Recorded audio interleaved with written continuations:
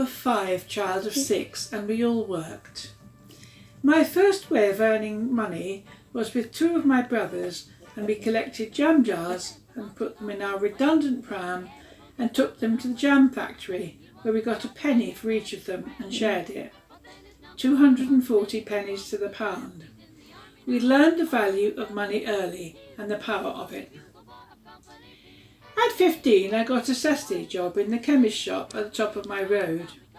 We sold all kinds of things, including makeup and contraceptives, except that being a good Catholic girl, I didn't know what they were. When I did know, I knew that they were wrong, so I made it difficult for customers to buy them. You may remember that there were always customers in chemist shops, as they were waiting for their prescriptions. When a customer asked for Durex, I should have asked 3 shillings, 4 shillings and 6pence, or 5 shillings and 9pence. Instead of which, I pretended not to hear, so they said it louder, and in the end, they asked for toothpaste. Nobody wanted to ask for Durex in a loud voice in a shop full of people, which I concluded was a victory for God. What a little prig I was, but I had been stuffed with religion. I learned a lot in my many experiences growing up. I was sanctimonious. Tolerance and acceptance are big. I worked there for 4 years, and also for 4 summers I worked in the Western Chibnall's cake factory. It also made bread. I was paid 2 shillings and 6pence halfpenny an hour and rolled 1,200 Swiss rolls an hour.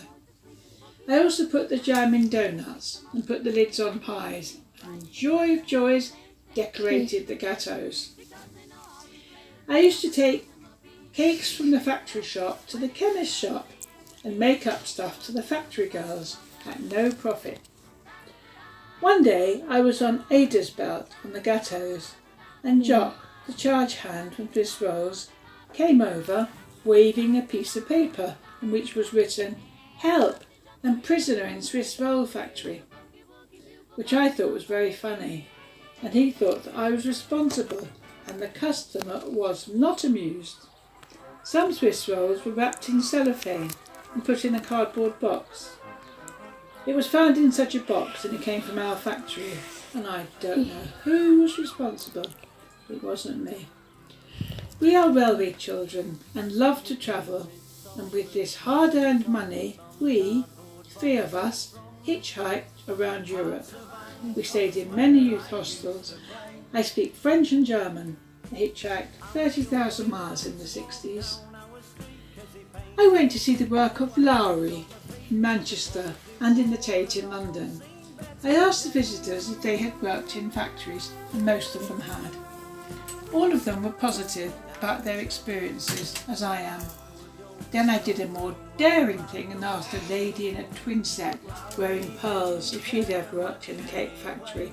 "Certainly not," she said indignantly. "Whatever do you think I am?" "We are Lowry's workers," I said. "I'm proud of it."